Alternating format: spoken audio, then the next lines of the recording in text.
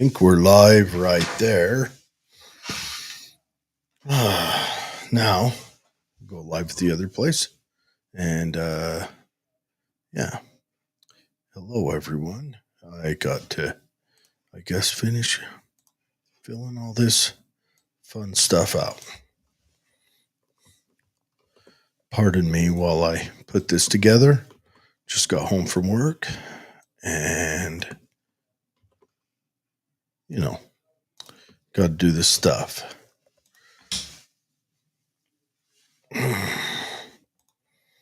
Okay. All right. There and there and there. I think we're good. I think we're golden.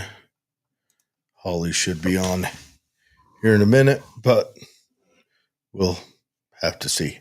I'm not sure. She was getting ready. So I'll pour my beverage. How's everyone doing tonight? A lot to talk about tonight. We have a guest, Chris Sloan, coming on. He is a local fella, going to be running for Senate seat 11 here coming up. Bridger Belinder announced that he's not going to seek re-election, which it's really too bad. I really like Bridger. I think Bridger is an excellent choice for the state, for the district, the county, everything else. But everyone has to kind of live their own life, They have to do their own thing.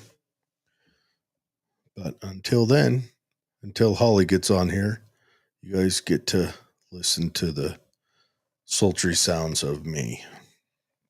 We also going to talk about the active shooting at Brown University. There's a lot of, I haven't had a chance to look into it much. There's some conspiracy surrounding it. There's also the shooting at Bondi. It's spelled Bondi, but Bondi Beach in Australia. Hanukkah celebration, and a father-son duo opened up on him, and that was wild. Those guys were, I'm not going to say they're professionals or anything like that. I'm just going to say they were very proficient. And it's a sad deal, but I don't know. Sorry. It's awful that Australia has all of Europe, Australia, all of them. They've all disarmed themselves.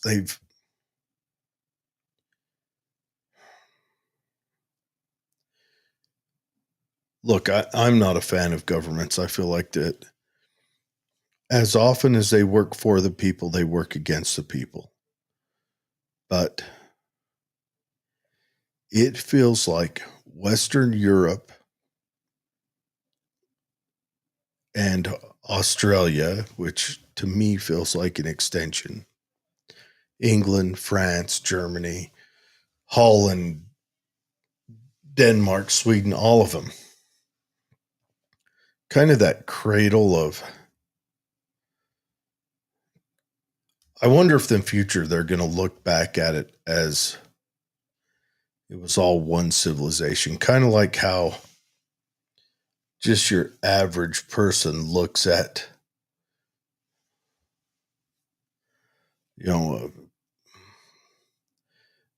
maybe looks at the ancient city-states of Greece as one civilization. Because they're all acting in unison. And I understand universally, the Western nations has reached that civilizational point where the wealth and the ease of life have made them quit reproducing themselves. And honestly, it feels like a suicide when you think about it. It feels like those civilizations are not only okay with them disappearing, but they're like rushing towards it. And so I get it. Their government officials will still man them. They're pushing for this immigration. If I'm still manning them, if I want to be honest feelings, I think that they look down on their people and they want to hurt them. But if I'm still manning them, they look at their civilizations as they made all these social promises, all these social safety net promises. So they they they can't afford to keep those going if they don't have young people entering the rat race, because you've got to have population growth in order to support social services, let alone to keep a civilization alive. But when you have a civilization that's all these big promises, social security and welfare and everything else, you got to have population growth every year, or that collapses and then everything gets ugly. So they're bringing in a whole bunch of immigrants, and I imagine our Democrats, when they did that over the last 4 years, was for a lot of the same reason. Um, but there are definite downsides to that to your society. It well, we see it in housing prices. All these immigrants need to live somewhere. All these migrants, we'll just call them migrants, need to live somewhere. And so they impact that supply and demand. And when you have a regulation heavy bureaucratic government that restricts building, that further hurts that. All these migrants should, say in a perfect world, all these migrants seek employment somewhere and seek to become a part of that society, which drives down the wages again in a supply and demand market. That's extremely harmful to your citizens, especially. It's not harmful to your professionals. It's not harmful to your white collar. It's not it's not necessarily harmful on that. It's extremely harmful to your teenagers, to your entry level people. Um, it feels like we've come through a social media crash that was kind of initiated by Elon Musk when he fired, what was it, 2/3 of Twitter, and it still functioned exactly at the level. It didn't have the control that they had on it before, but it functioned still, didn't crash, didn't anything else. And then Facebook followed, and Google, and everywhere is following that model. Now AI is entering the fray. And so we're going to have, and with all the automation, I mean, I work in industry, in manufacturing, and all that automation has made it so that we can produce twice as much with half as many people. And that's only come across the last 20 years. So you bring immigration in on top of that, and that further drives down the job market, or the employment market. It's kind of a war on wages. And Holly's not here, so I can free roll on this, but it makes me wonder if we're not going to have to see one of those dirty socialistic programs to come through just to maintain it. That's a scary thought, you know? I mean, are we going to have to see a UBI just for the survival?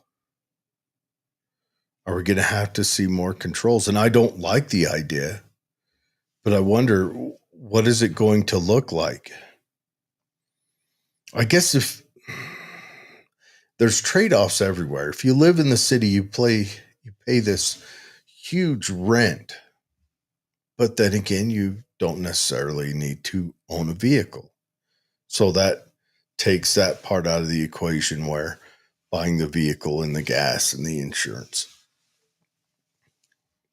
Out here, mass transit wouldn't make any sense. It really wouldn't. It would. I mean, you could make it work if you made every business align their hours of work as to when mass transit could travel through. But I drive, I think it's 38 to 47 miles a day, somewhere in there, every day. And I do it at speed. It takes me 35, 40 minutes to get to work. But how would that work with mass transit? I work out in the middle of nowhere where the oncoming rotation is 8 to 10 people. Would you shuttle a whole bus that way? And then you go further out, you got Clean Harbors and Aragonite and all those places. I don't know how big their oncoming shifts are, but would the bus just continue on, and would that align with hours, or would you find people having to upset the manufacturing requirements in order to meet mass transit? I mean, it just doesn't make sense. It doesn't make sense we don't even really have a taxi company out here, or even like Uber or Lyft. I'm sure there's a few of them, but we're such a small area that no one gets into that. Now, Uber Eats and the food delivery, that's a growing business everywhere. I think that's kind of crazy stuff, but I don't know. Makes me wonder what's going on with that. And I'm doing this delaying action, kind of waiting for Holly to get on. And then of course we got Chris Sloan coming on. He's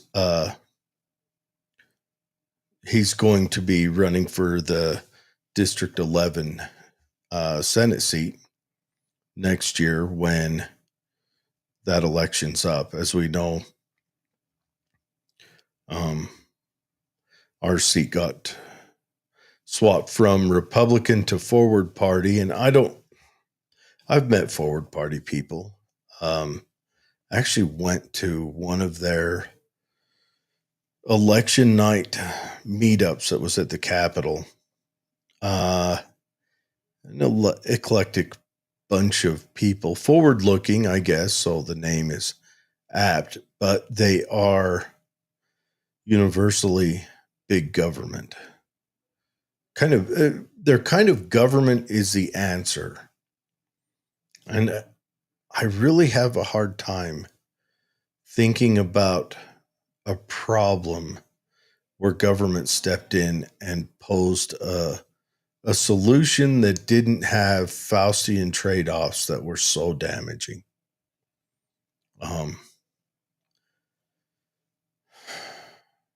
It all kind of reverberates. But I don't know. You guys tell me what you want to talk about, because Holly is running extremely late, unless she planned on the show being even later. I don't know. And then we got the shootings, the Brown University shooting.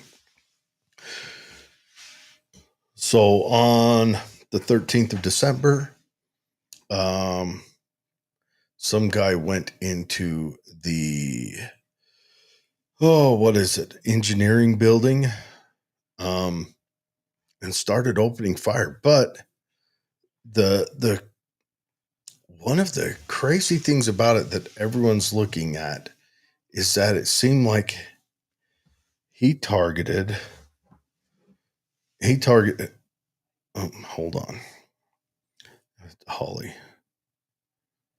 He targeted a lot of his he targeted one individual a lot, is what people are saying. That one young lady, Republican activist lady, he targeted her a lot. And it makes me wonder if, the conspiracy is that a lot of people think that she was the actual target. And that would be awful. Sorry, Holly wants me to resend the link.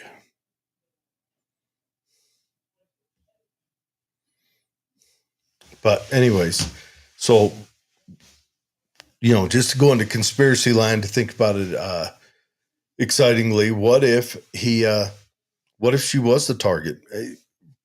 Political or romantic reasons, whatever, and he to cover that up, he shot other people as well. But it's a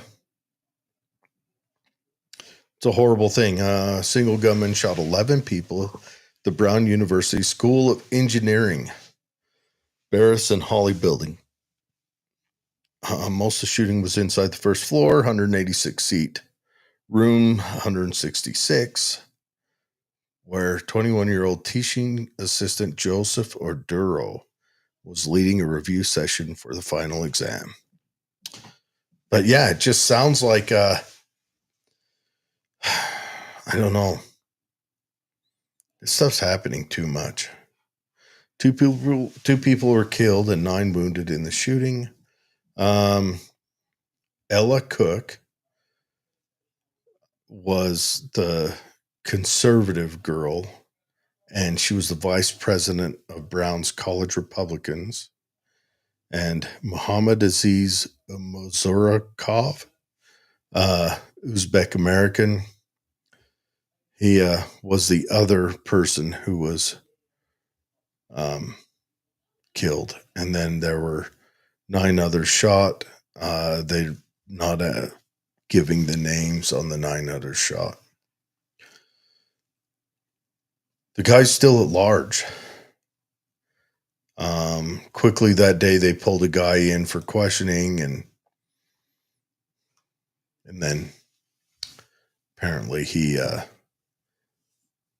wasn't. They didn't have enough evidence to either charge him, or they don't think it was him. But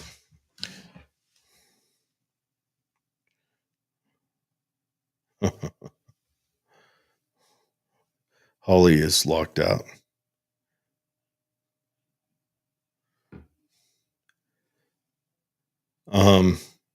So yeah, I don't know.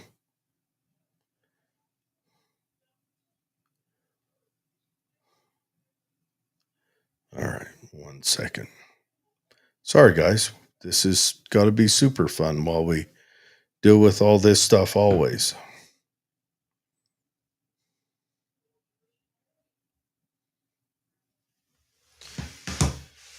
Okay.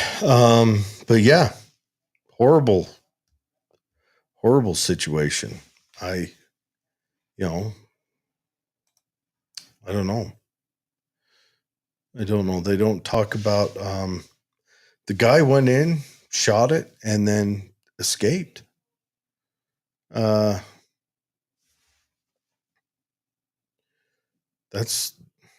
not common. Brown University is in Providence, Rhode Island.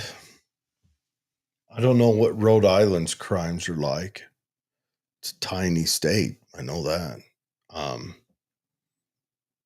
it's weird, they probably have school shootings every day in big inner cities, Chicago and Baltimore and Mobile and what have you.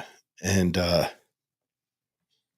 they kind of go unreported because it's become an overload of information from that situation and that location. Um, but it's not often we have them at colleges. And I don't know. I, I don't know. I don't know why. Let's say the guy just snapped and did the evil thing. What's causing the young men to do it? It seems like there's been an escalation over the last 15, 20 years. My argument is that, and I've argued this before, young white men have been kicked out of society. I'm fine. I'm not just fine. I'm fully supportive of a level playing field of equal opportunity for everyone. But that's not what we did here in the US. We went unequal.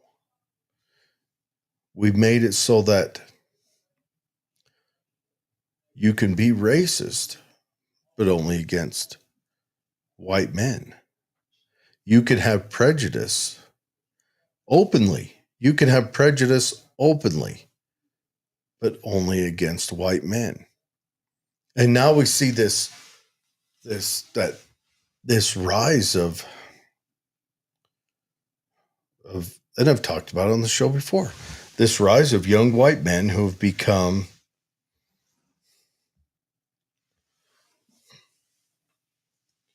I don't know, angry. Maybe angry is not the word. There's something different going on.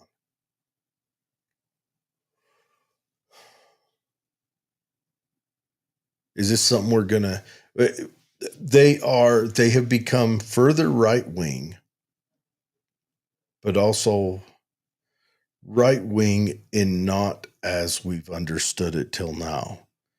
They're big government right wing.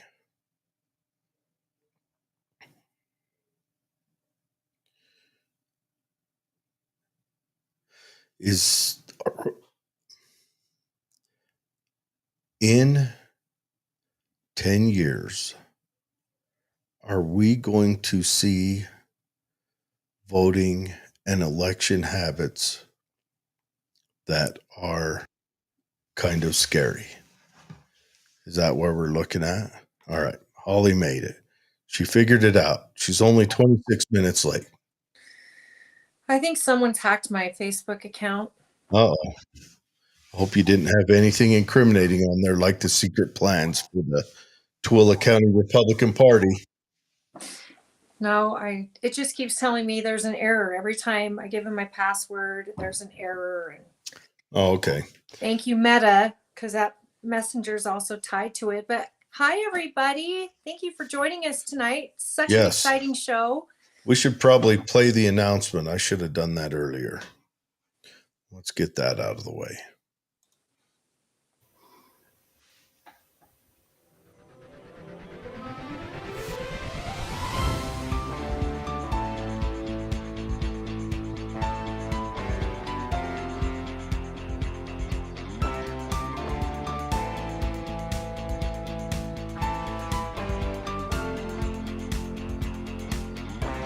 Live from Utah's Wasatch Front, the pulse of the Mountain West, where the issues that shape your life meet the truth that sets you free.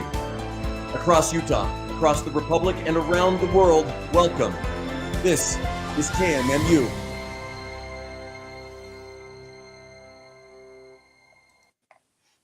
All right. Thank you, KMMU. So, William, how are you doing?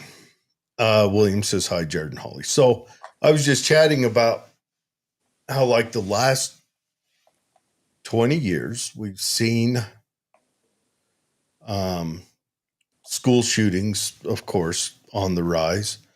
And I was pondering that I feel like it's probably because young white men have been, for all intents and purposes, kicked out of society. Well, we've also had a bunch of confused folks also who might have been pumped up on hormones and other drugs. That is more recent. That is Yes. the last couple of years.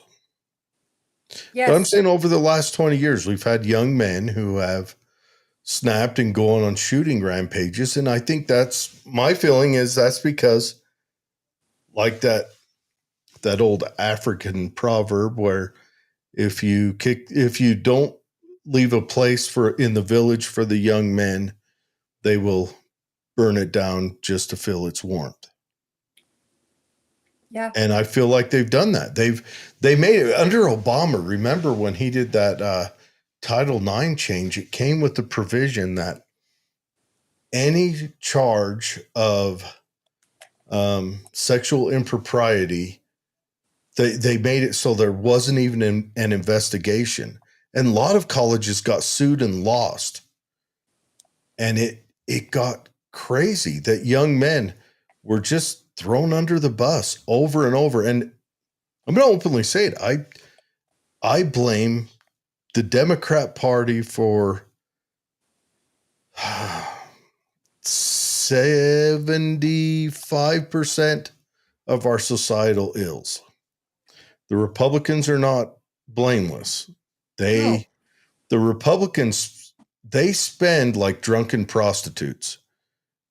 The Republicans are awful. They're the only thing worse than a Democrat with the state checkbook is a Republican with the state checkbook. That's fair. I don't think anyone's arguing that. You know, you always hear the argument. It's mostly in DC. I mean, locally, they don't have that. No, that is true. Ability. Well, small towns are more controlled, and our state is very controlled on its spending. Yeah, they have to do a budget. It's actually in our Constitution. I think we're supposed to do a budget federally. I think it's in the Constitution as well. How's that going? Bog us down with facts, why don't you? I am. Oh, we got Chris on now. Excellent.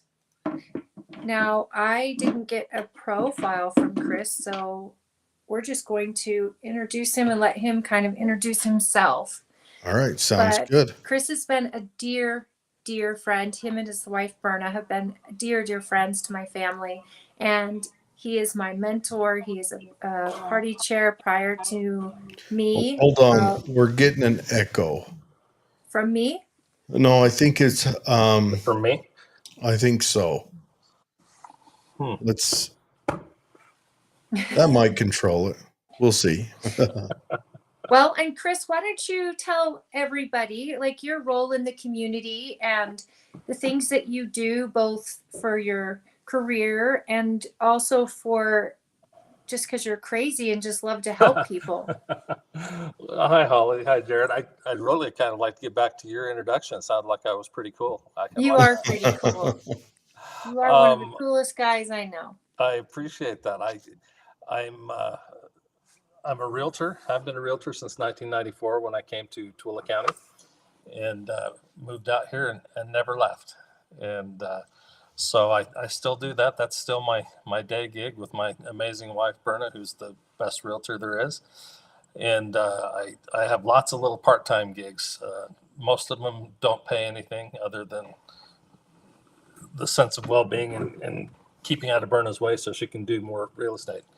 But I'm a planning and zoning commissioner for Tooele City, have been for about 13 years. I am a part-time community relations manager for Energy Solutions. I succeeded Joyce Hogan in that role a few years ago. I sit on the board for Life's Worth Living Foundation out here in Tooele County. Just lots of little things like that. I'm very active, and frankly, I'm missing a city council meeting right this minute that I would only do for you, Holly. Thank you. And I know that you are in more meetings than even I am when it comes to county council and knowing what's going on within the politics of the county. You're everywhere all at once, all the time. So our community is lucky to have somebody who actually is engaged. You offer a lot of common sense advice to both political people as well as neighbors and friends like myself who just sometimes need to hear it from you straight, because I know you never to lie, and I also know that you are very upfront and well educated in the issues that affect this county especially. Well, I grew up the son of a salesman, and we moved. I was born in Southern California, but we moved every year and a half until I went to high school, and so for me to have been in Tooele for 30 years, this truly is what I consider my hometown. I graduated high school in Park City back when it was a small town.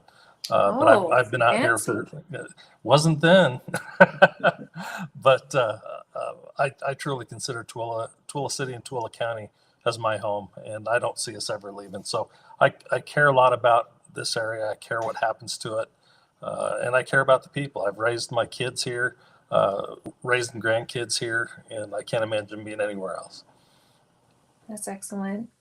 Well, Jared and I have been talking on the show quite a bit over the last 2 years about housing, and more times than not, I think Jared knows more about you based on what I talk and when I mention you on this topic of how bad I wanted you on the show to shed some light on one huge issue that I don't think just our county faces, but a state, where they're not building any starter homes anymore. You know, the 1,100 square feet homes we all grew up in, when we're little, and then our parents end up selling and getting something bigger.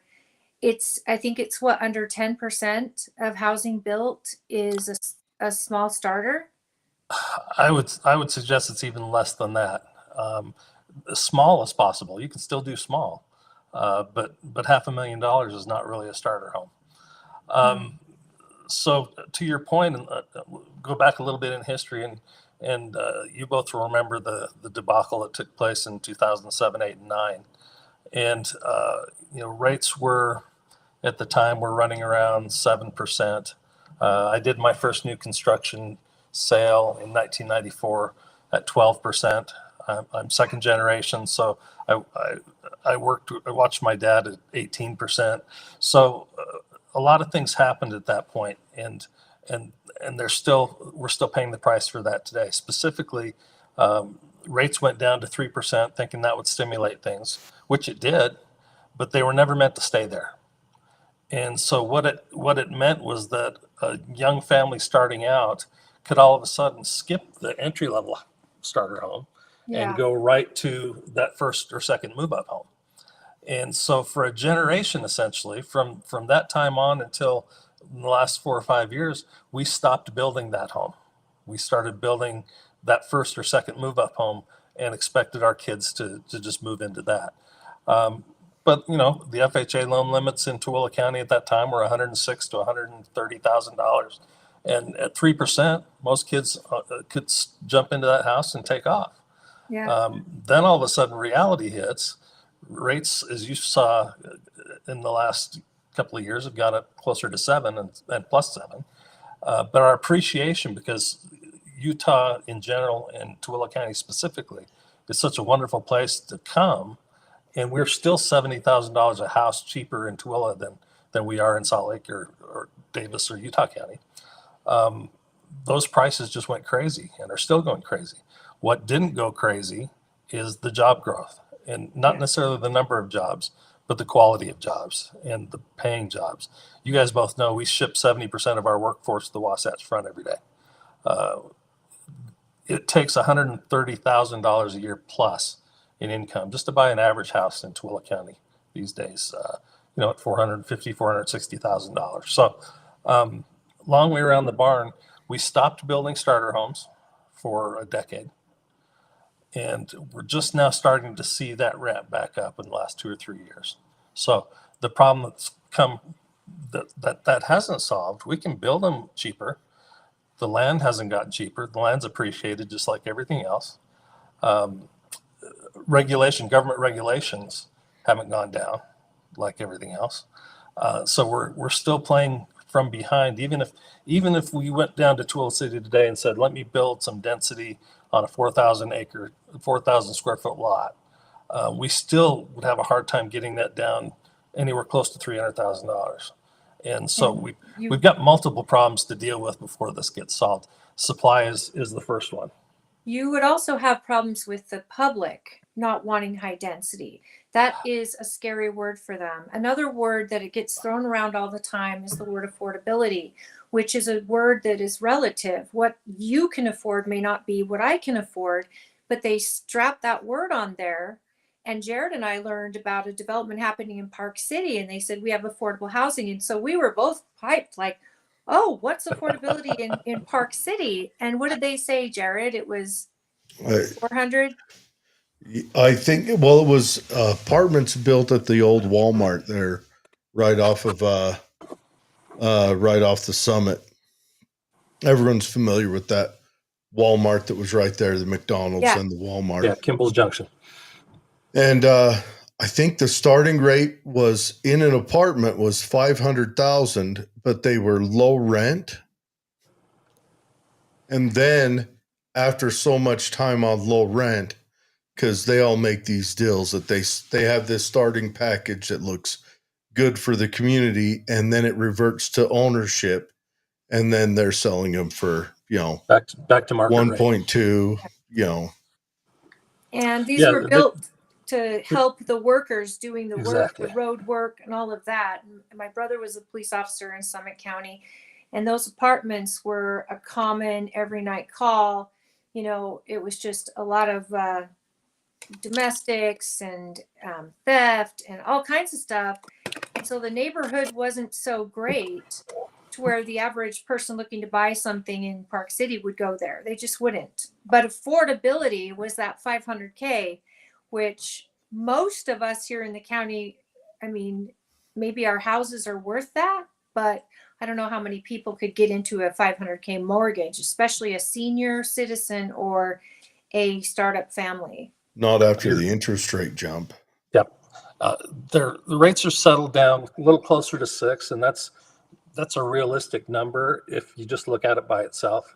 But the 6% rate I was writing homes at in 1999 at $140,000 average sales price versus 6% at $460,000 this year, it's a whole world of difference. And the real income hasn't gone up to match what the nowhere close.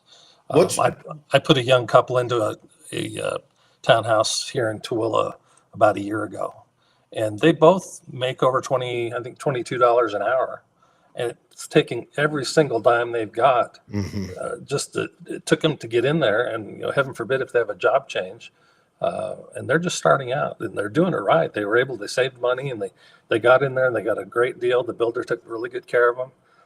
And if they can stick with it, I did check on them because, tax increases happen. They didn't happen much in Tooele City, but your tax bill still went up, and they're hanging on and they're doing all right. But they're going to have to do a little better if they want to stay in it. That's what I want to get into next is the tax. Well, I wanted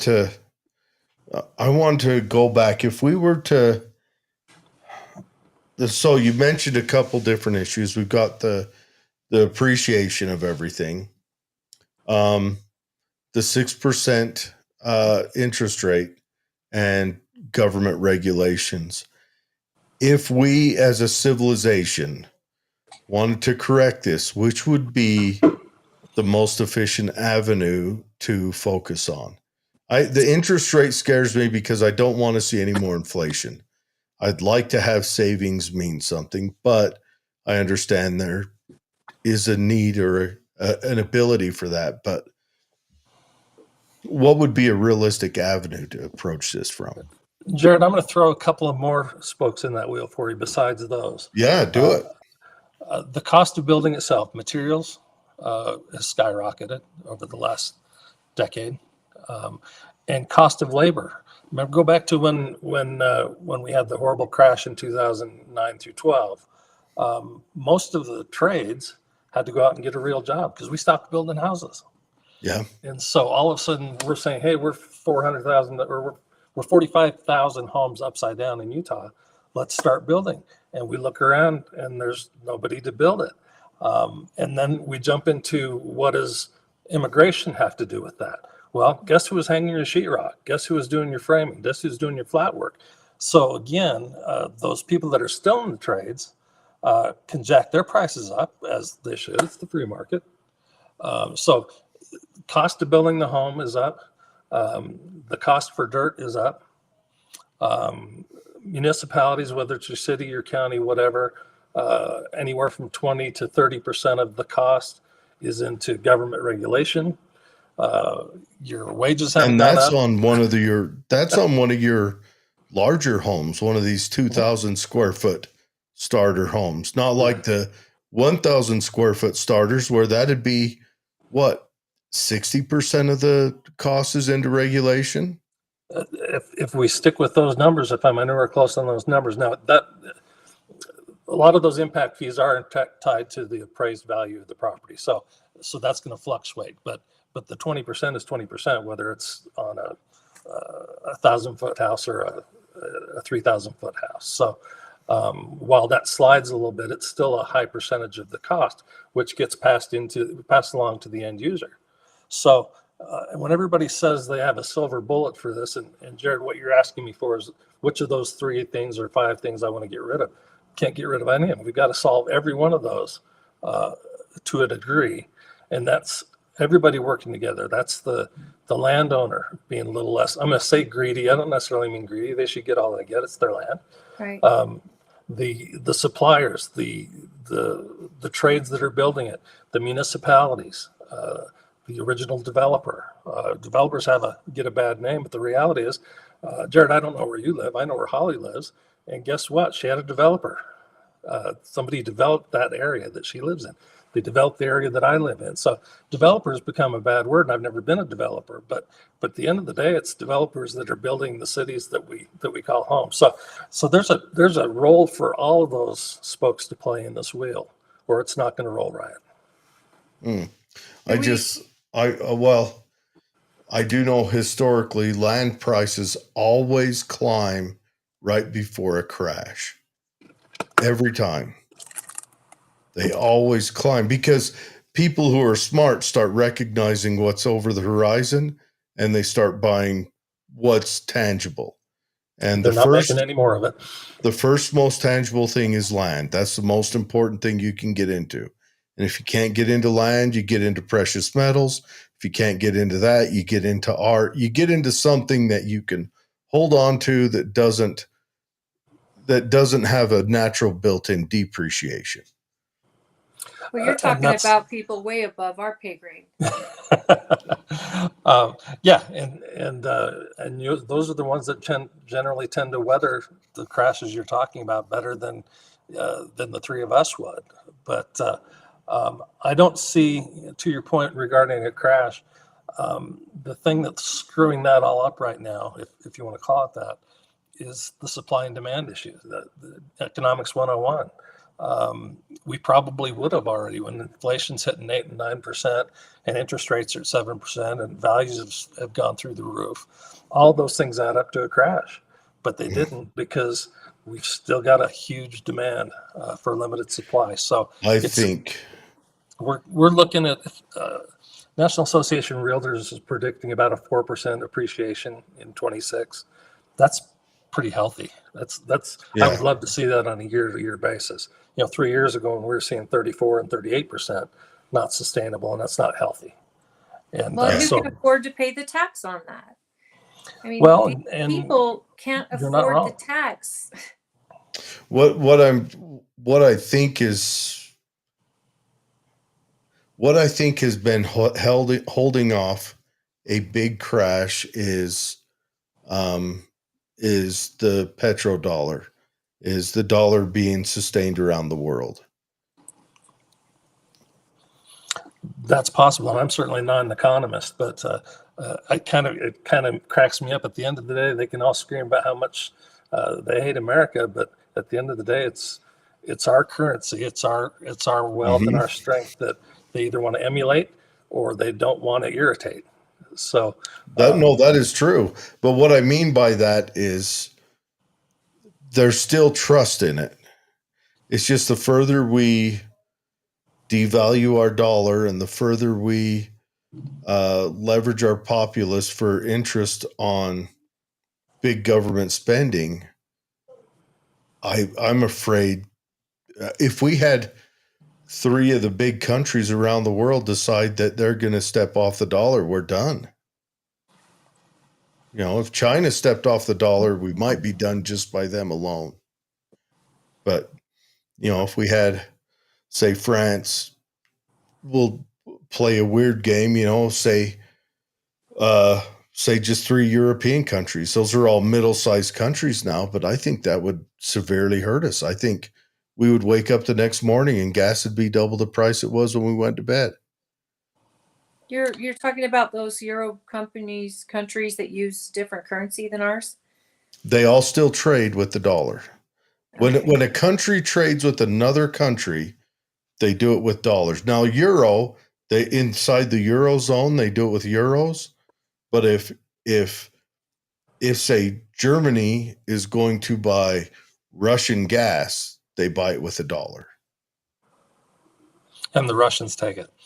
Yeah. And of course, the Russians take it, and everyone's going to take it. But I'm just wondering when are, I don't know. If we make it, we'll be only the second time to survive with this level of loans against a country. And the only other time is Japan, and that Japan does it because they're an insular society that's willing to eat it for their country.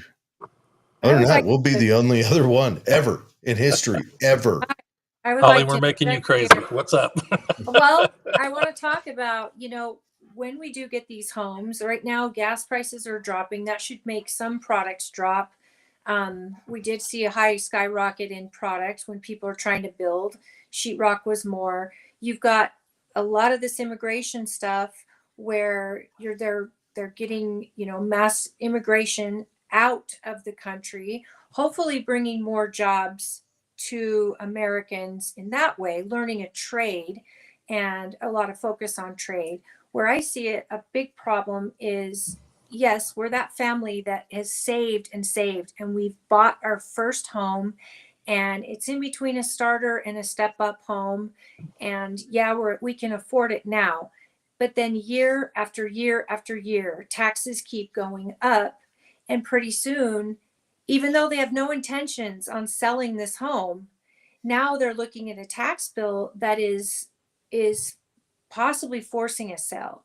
And I mean, my taxes have gone up thousands since over the last 5 years. And if my house was for sale, I would be like, okay, look at what it's worth, but it's not for sale. And paying those taxes, and I think on senior citizens and young families, I mean, we're seeing senior citizens lose their homes, their paid off homes, because a tax bill is out of even what they can afford. And so I think there's got to be something put in place to help people with that tax structure. Something. I sense you're looking for, again, the silver bullet, and I get it. That's something that we've talked about, and I say I've been going up to the legislature since 1997 to advocate for property rights and home ownership. The problem we run up against when we try to do something about property tax, for example, is that there are certain parts of government that depend on that property tax because it's the most stable revenue source they have. And I'm not saying that's right, wrong, or different, but that's the reality.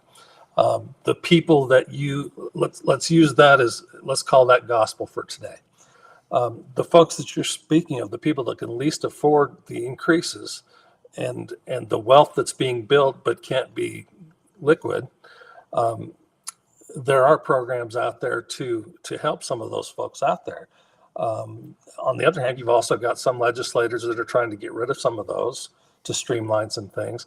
And then there's also the argument, and I think you're going to see a report come out from the Taxpayers Association in the next little while, and I'll be shocked if it doesn't call out government, because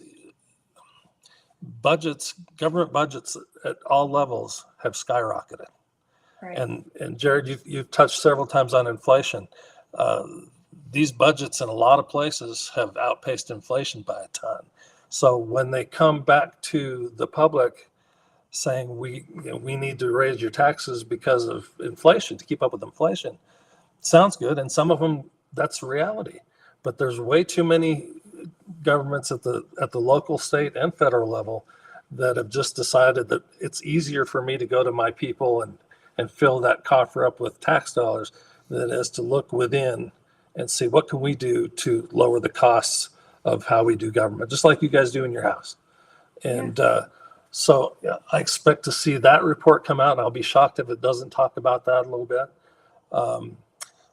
I don't know how we solve the problem for everyone, because let's say that the elderly that you're talking about, Holly, they get some sort of a deferral or something, some program like some of the veterans programs out there, which are wonderful.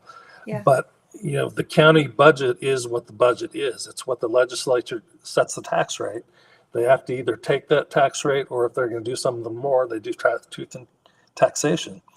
But for every dollar that we save that veteran or that elderly person, that dollar's got to come from somewhere else, and it comes from us.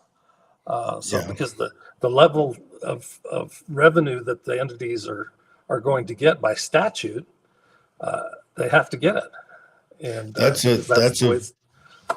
kind of a low-key big fear. That's a tough one. That's kind of a low-key big fear of mine. I know it sounds, I'm a crazy libertarian guy at heart, but I'm torn on this, where the boomers, the largest voting bloc ever, is probably going to succeed over the next 5 years on making it so retirees don't have to pay property taxes. And that's going to force all of that cost onto everybody else. When they were fine having their parents pay it, they voted for their parents to pay it and their grandparents. They voted to raise it on them. But they're a large voting bloc, and the boomers have destroyed this nation. And if you're a boomer, I apologize, but you have. I'm the last year of the boomers, so I get it. Every decision that's taken us down the wrong path was done by one generation, and they are going to probably make it so that their generation, when they retire, pays no property taxes. My father's a boomer, love him to death. My uncles, aunts love them to death, but as a voting bloc, they're just such a large voting bloc. And so we're getting smaller by the day. Yeah. Well, actually, no. It's proven that more of them vote than did before, because retirees tend to vote more than people working. He's saying they die, Jared. We're doing it every day, but still, I don't necessarily disagree with you, but the problem with that is, and the good folks at the legislature, which are all smarter than me on this stuff, are working on it. They're looking at it. They're commissioning these studies, like I talked about with the Taxpayers Association. They're trying to figure out a way, because we've all been hit with this tax burden, and it's the municipalities are getting more money than they ever have. The school districts are getting more money than they ever have, and the argument is it's the way it's being spent, the way it's being handled, that has a big piece of how we solve this problem. And you know what, Chris? I think you were in that meeting along with all of everyone else from Tooele County with the school board meeting, and it felt like a direct slap in the people's face that to ask questions. Why do we need this many directors making 200,000+? Why are we showing such terrible test scores, and teacher morale is down in the pits, and yet you're wanting more money? And I think the accountability and the transparency on school board, especially because most people don't know who their school board elected is.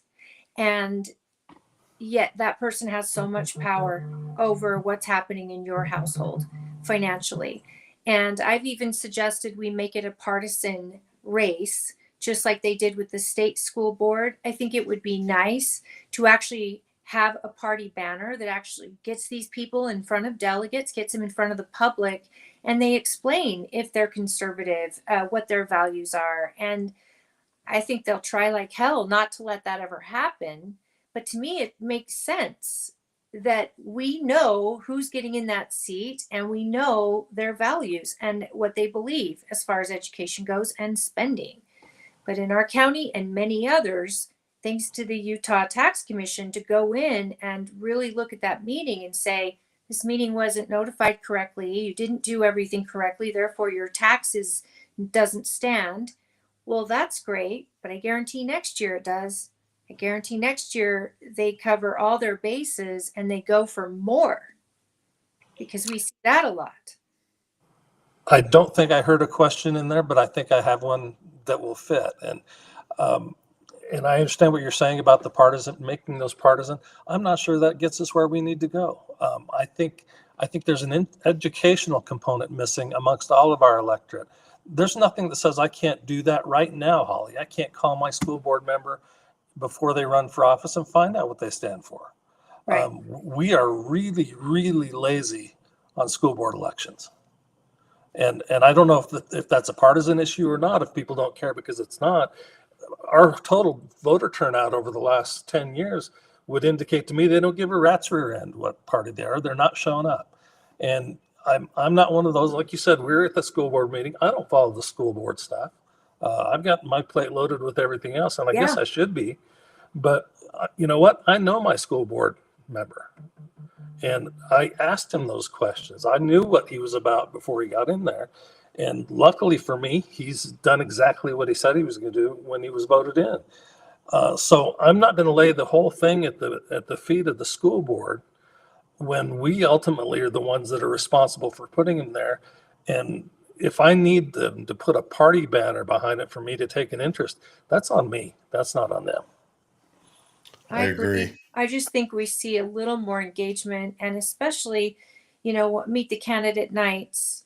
I think Camille Knutson is the only school board member I've ever had that's asked, hey, do you mind if I go meet people at your meet the candidate night? Well, not just that, but she's open. I said, absolutely. And she was the first one. And just watching her engage with the delegates and actually get to hear what the issues are. And I think it made her a much better candidate, and she did win during that. But that's when it sparked, like, why aren't we? I mean, every year I invite them to come to the Meet the Candidate nights, just for the sake of educating our voters where I can about who's running and what they're about. And that's what Jared and I try to do on here, is invite Democrats, and we try to invite the municipality race folks and the Republicans.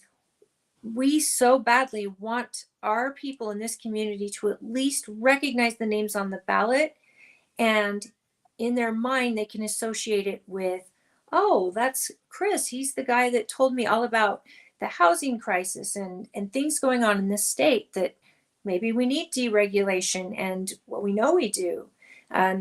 Infrastructure is a big deal.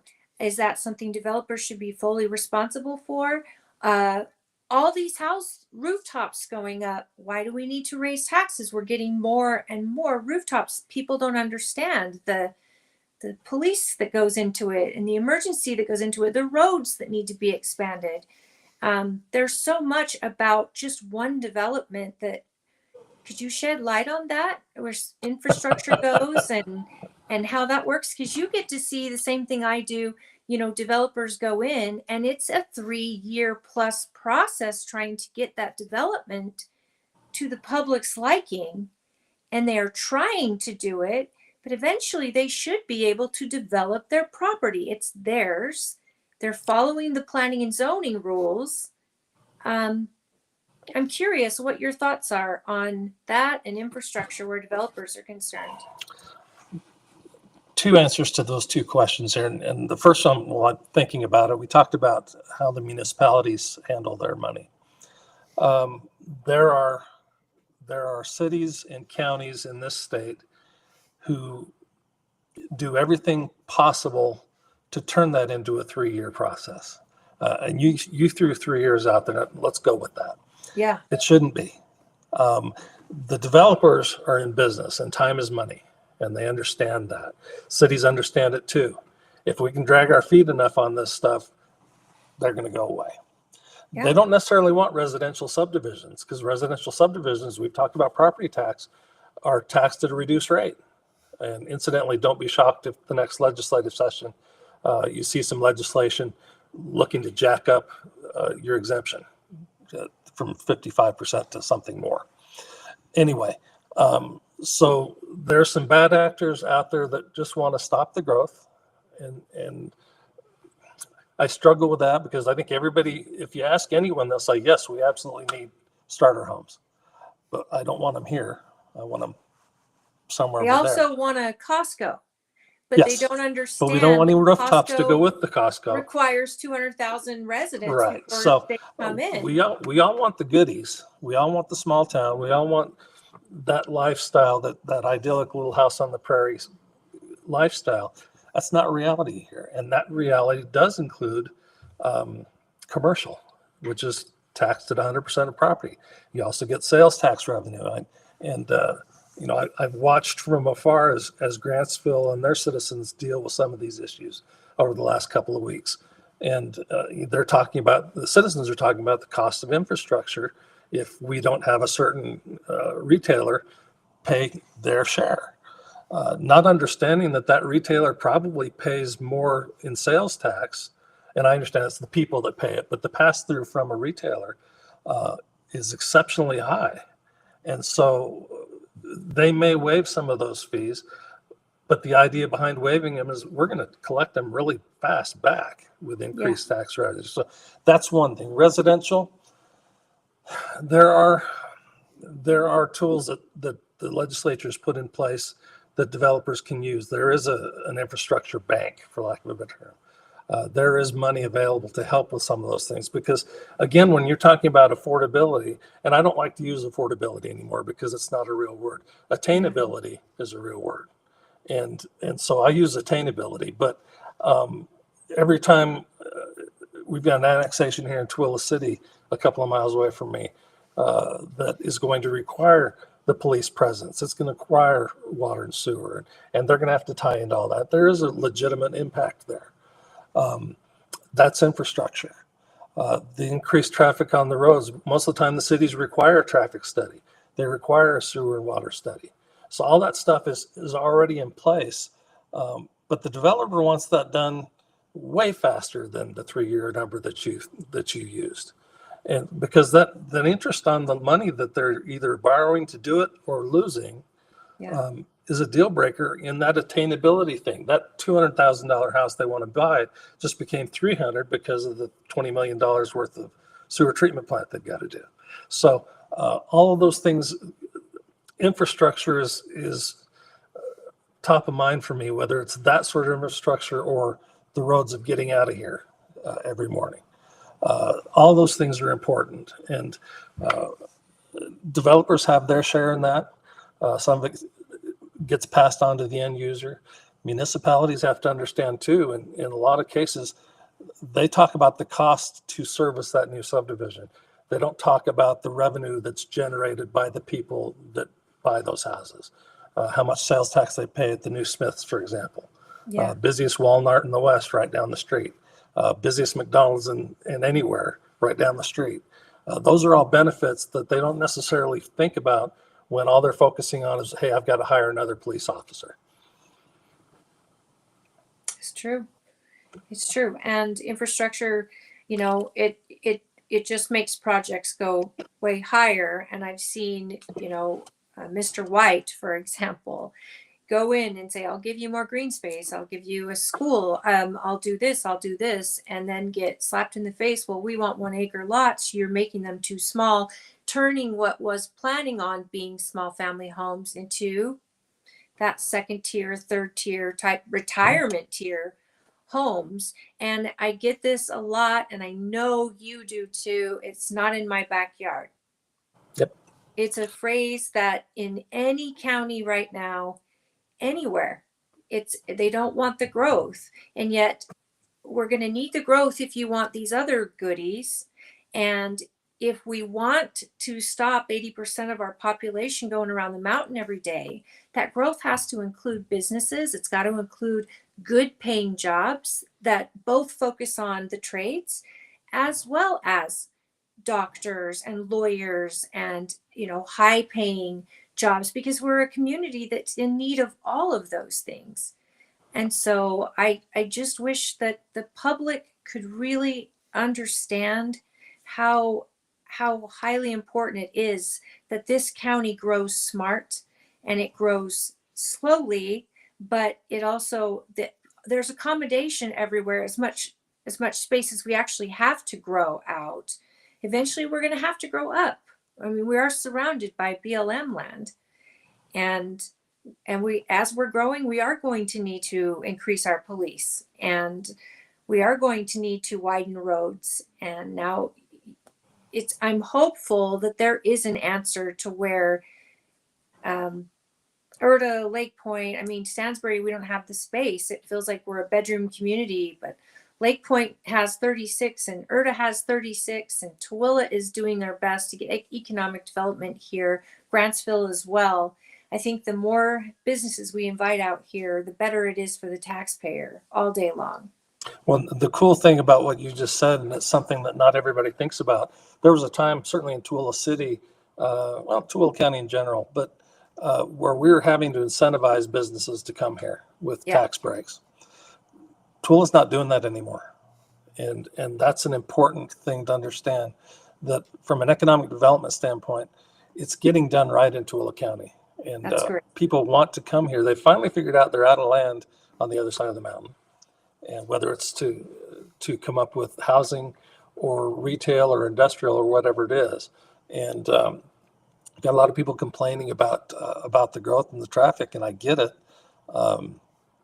And my wife, who was born and raised here, and reminds me constantly that the 32 years I've lived here still constitute me being a newbie. Yeah, I was going to say that.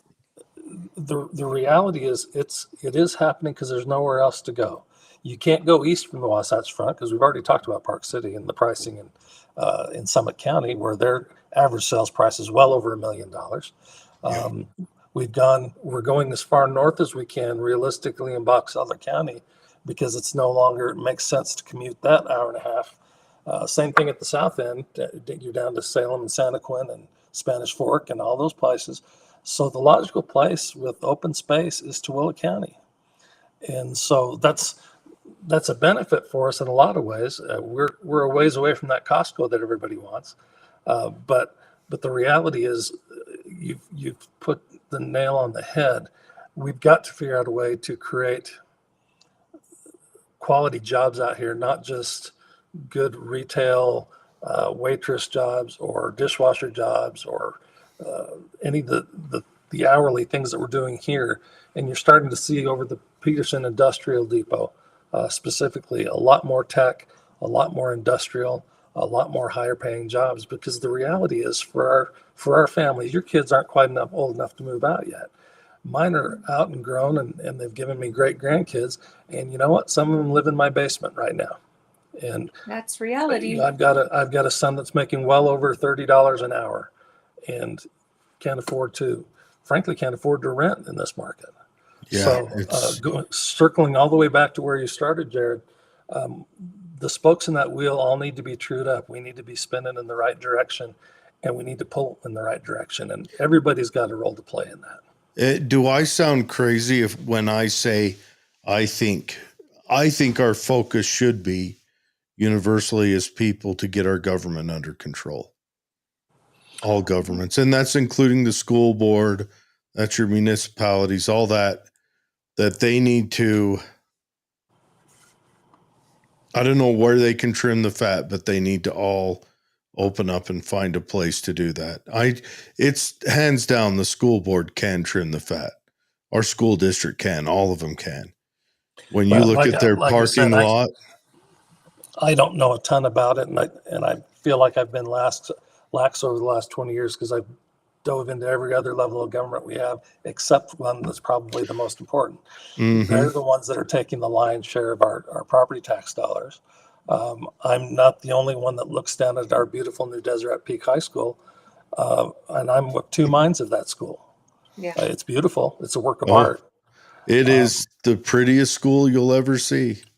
But I'm not sure that under current statute, we could do anything different than that. And I think that needs to be looked at, and maybe it is being looked at. If I go to build a house, I'm not going to be able to build a Taj Mahal. I've got to look at what do I need. When my wife and I moved to this as our last home, and we needed two things. We needed a big kitchen and we needed a big garage. And everything else came secondary to that stuff. And I don't think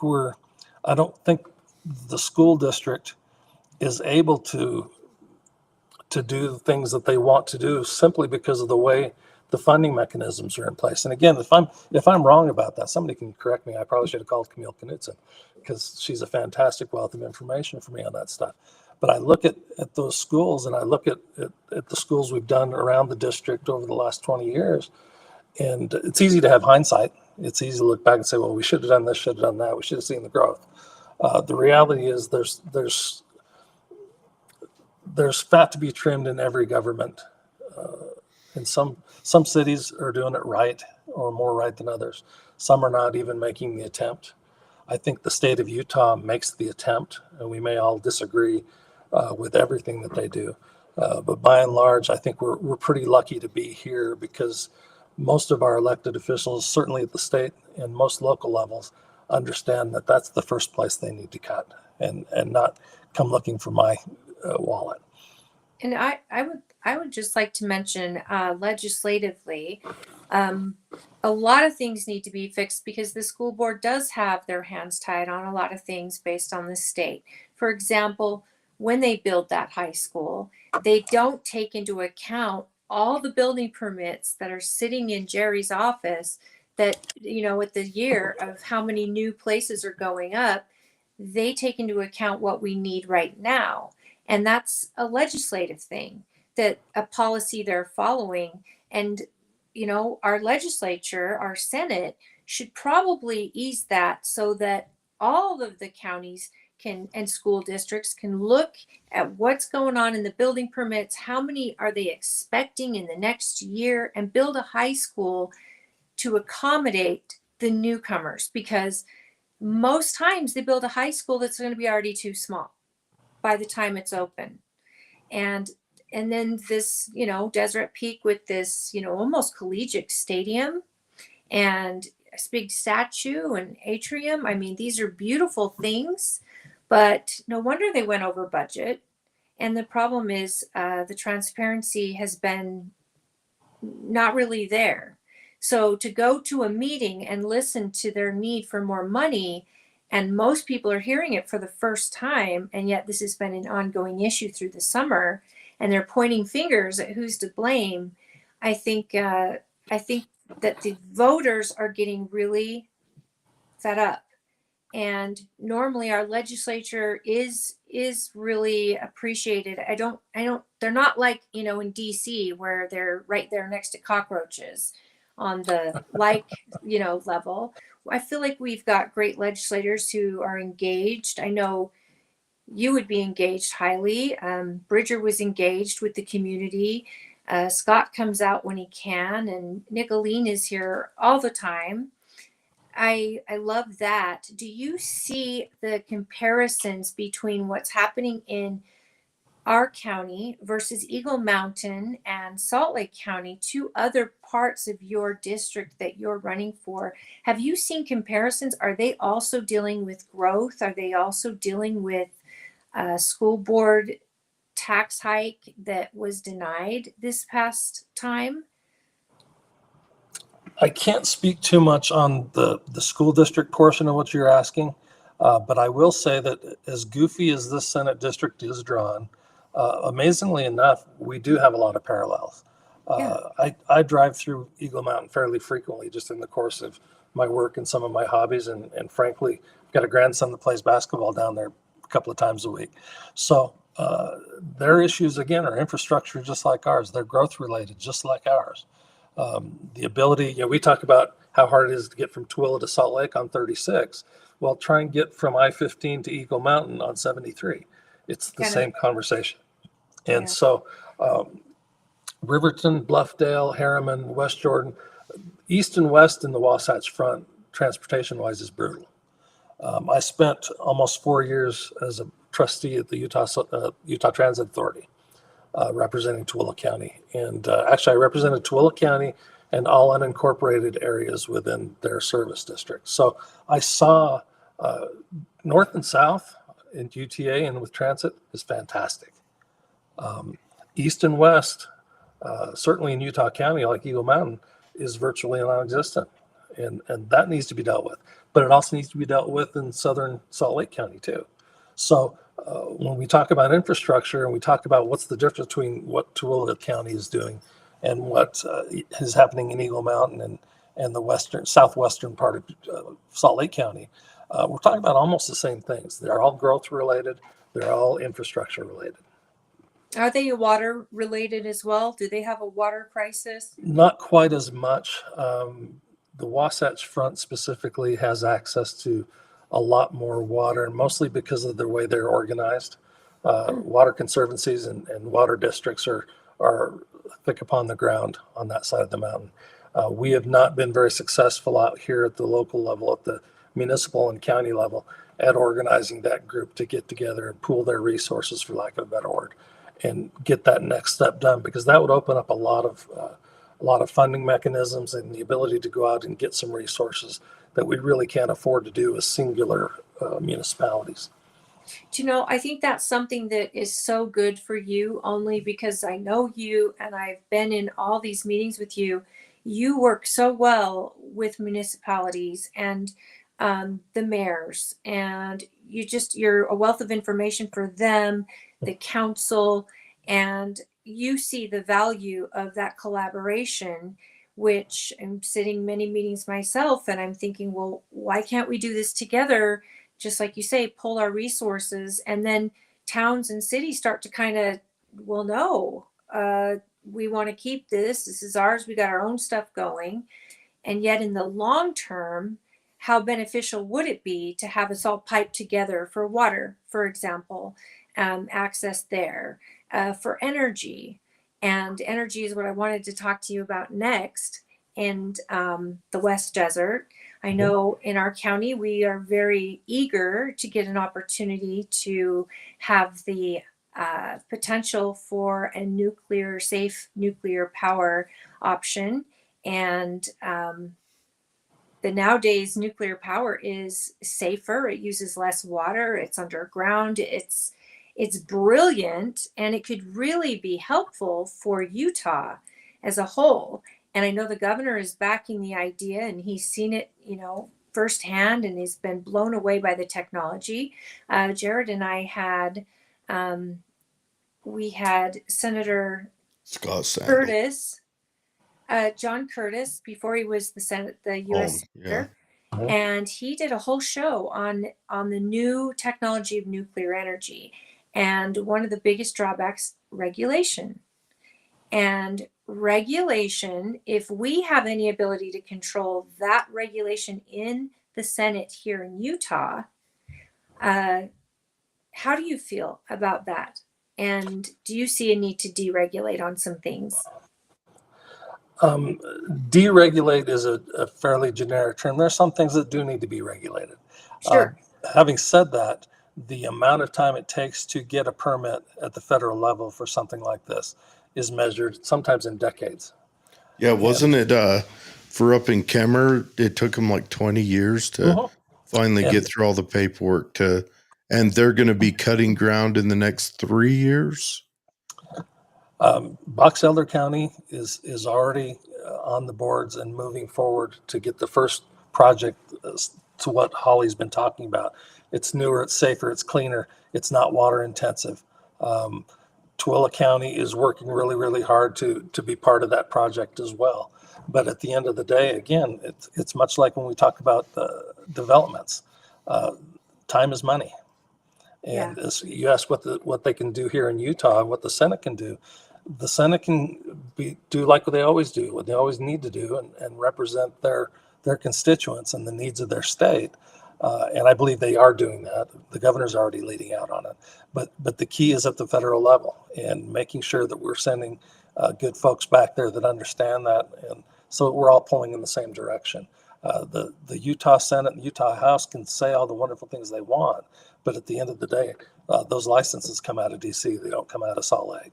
So we've got plenty of state oversight, and I get to watch how that plays out with Energy Solutions.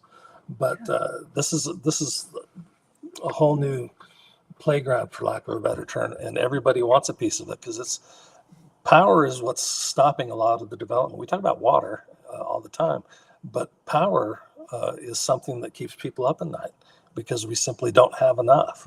This is an opportunity to get in early in the process and be on the forefront of this new tool and this development, and again, keep Utah ahead of everybody else.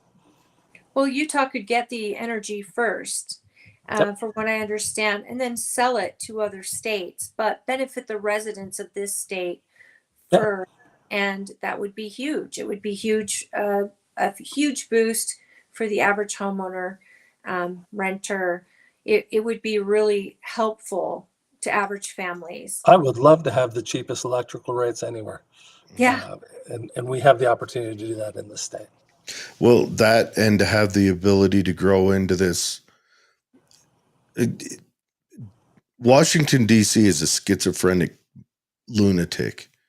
It wants, on one hand, to move everyone towards electric, but then it wants to restrict the ability to build more electric so we can move forward.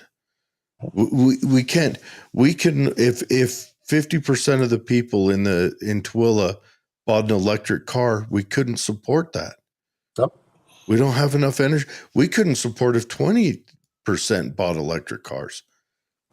So, but DC wants us to move that way, but they're schizophrenic. They want us to move that way, yet they want to restrict the ability for us to move that way. Well, California is a great example of what to expect. Rolling blackouts, time frames for when you can actually charge or when you can shower. I mean, I think California is a great example for what we should avoid. And the beauty of the members of our legislature, even the Democrats, a lot of them raised here with those same values of family and community and common sense. Not all the time, but I mean, both parties get out of the weeds sometimes, but we focus on our families here, and I think we can go a long way. And you're a testament to that. You were the biggest family man, you and Berna, with your grandma and grandpa days and your bounce houses for the grandkids. And I always said, if I could end up being a grandkid of yours in my next life, I would absolutely love that.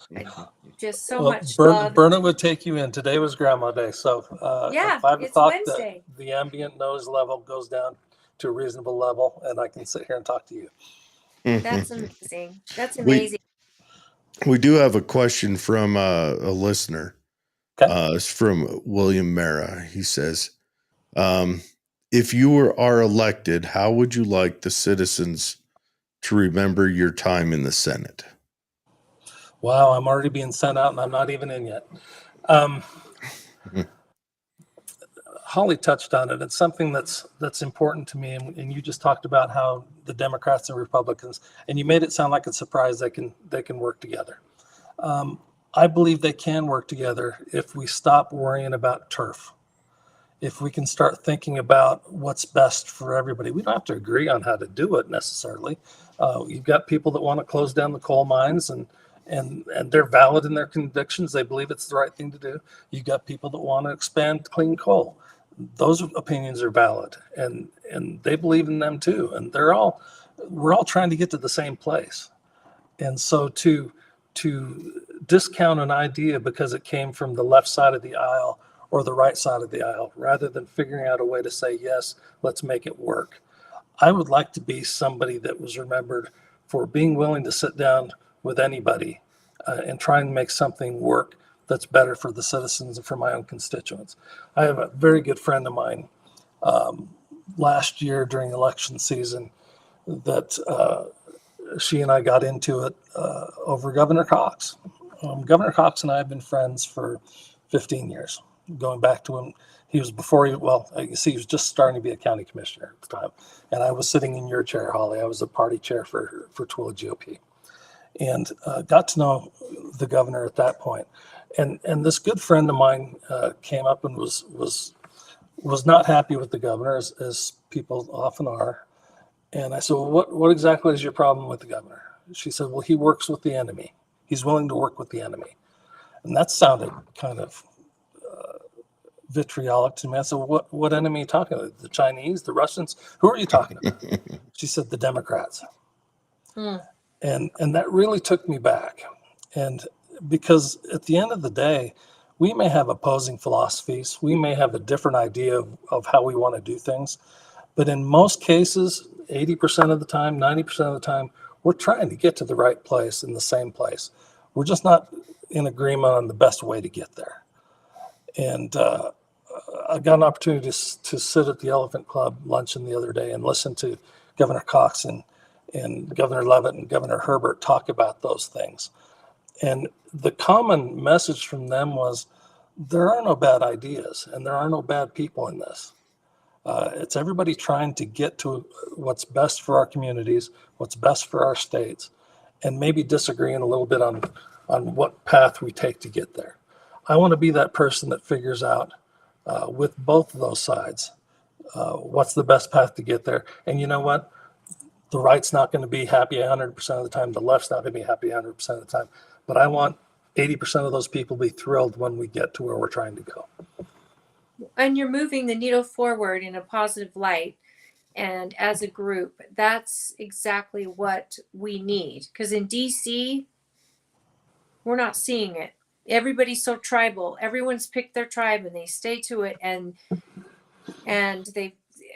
it's really sad. You don't have to agree with Governor Cox all the time, but I've never questioned his love of this state or his community. And if you can just look at that and appreciate that in a person. I'm reminded fairly frequently, and this predates, I think, you even knowing us. The first convention that I hosted as the GOP chair, and this would have been 2009, I think.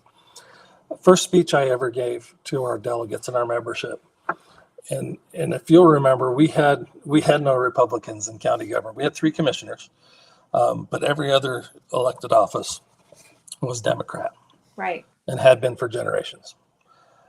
And I said that time, the energy in that room, and I said at the time, the only thing that could beat us was us consuming our young, was cannibalism. It's true. And we truly seem to be trying to do that, certainly at the highest levels of our government in DC.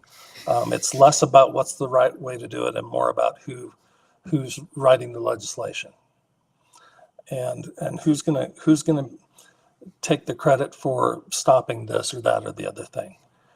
We just had a month and a half government shutdown, and yet people thought that was great. Well, the people that weren't working for 35 days and trying to make their house payment didn't think it was great. Yeah. And so if we get to that point in Utah, we're in big trouble. And we're not there yet. But we could get there if we don't get more people up there that are willing to work on a problem and not care who gets the credit and not care whose idea it was, but listens to all the different perspectives, figures out a way to go, and figures out a way to get there. And they're willing to listen more, talk less. Yep.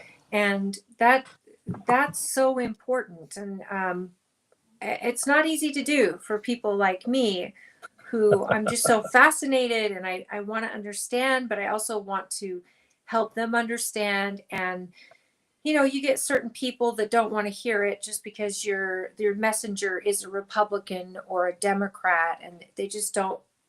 We have to get out of these boxes that we've been put in, and we've got to remember that we're Utahns first, we're Americans first, and that we're human neighbors. beings first. Yeah, and we're children of God. I mean, we are better off as a collective.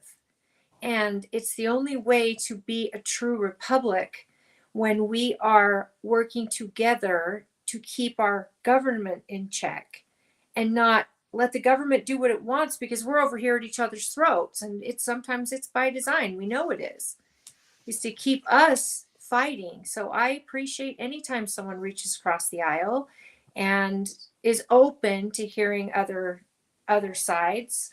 I joke about Democrats, but the ones in my family I love dearly, and they do. Maybe they don't understand the whole picture, and I try to explain it. But I don't want to have a battle over Thanksgiving. I want to be able to be with them and enjoy them and love them. And I think that goes a long way. And you've got a really great ability with people. I mean, a great ability. When you were running the party, we were getting far more fundraising. We were getting great candidates to actually throw their hat in. And, that's one of my favorite things, is finding candidates and really good people willing to serve, and finding people who look at it just like that. Okay, I'm ready to serve my community. I'm ready to do what I can to represent my community. And it's not like, oh, I'm going to start this career. No, it's people who have other interests or jobs or careers, and like you, that go to the Capitol because you want to be informed and you want to give a perspective that only you have, maybe regarding housing and development, or the way the market's going, the issues affecting our county, and your ability to go in and give some advice there on your own free time. And I know it's just because you love to drive Lucy around. I know you said a hobby. He is the man that I can always count on, caucus night or the morning after, to do those long drives to Wendover to gather our packets, or Dugway. I mean, he fires up his cute Porsche and he's out of there. So I was awesome. very lucky. You'll remember Senator Pete Knudsen. So we've never really had. It's been a long time since we've had a homegrown Tooele County senator. Pete Knudsen was our senator all the time I was the party chair, and he was out of Brigham City, and he was an orthodontist, and he was a sweet man. And I remember going up to him on Capitol Hill, and there's 104 people up there like him, and there's doctors and dentists and bus drivers and teachers and police officers and military people, lots of lawyers, lots of realtors. Mm-hmm. And I asked him one time, I said, how do you manage to get through these 400 bills? He says, I don't. He says, I'm an orthodontist. He says, I understand how that world works. I rely on the subject experts for this other stuff. And that stuck with me. And going back to my first legislative session up there, just as a citizen advocate, and realizing that these 104 people are just guys and girls that are taking 45 days off in January and February to do our work. And for me to expect them to know everything is silly. And you know what? When you call them, they pick up the phone. When you email them, they write it back, because you know what? I may know more about something than they do. And I've been blessed in those 20 years and when I was the party chair like you, to build some really amazing relationships up there. And people sometimes give me a hard time about that. Well, you're friends with all those people. Yeah. And why aren't you? Exactly. Why aren't you picking up the phone? You don't need to go spend 40 days on the Hill to develop those relationships. But you know what? 40 minutes a week behind your computer that you're already doing, complaining on Facebook. Why not shoot some emails to some of your legislators and say, you know what? I think the school board stuff should be partisan. You know what? I think we should do this about infrastructure. You know what? I think we should do this about government operations. Become their subject expert. If you're a teacher, Nicolene will hear from you. Yeah. Scott Sandel wants to hear what you have to say. He's a cattleman. I don't know anything about raising cattle. I know about eating steak. And we have But- farms out here, and we have You cattlemen bet. out here. So, as a citizen, be their subject expert. Are you doing at-home daycare? Be the expert, because they're not doing that. And develop those relationships, which you can do from right here in front of your computer. You can do it right here on the end of your phone. You don't need to be up there. And that's the beauty of our system, is that we've got a volunteer legislature. I think there's only one other state that runs a shorter session than we do. These guys get a lot of stuff done in a short amount of time. And they can only do it if they're getting input from the subject experts. That's so true. I think our county is leaning heavy on experts and studies, and I think they've saved a lot of money doing that. And I think our county's being run well, as far as I can tell. And that is something they focus on, is hearing from the experts before the money gets spent, and really hearing from the everyday people that it affects. I know you're such a community guy. I'm so excited that you decided to take this race on.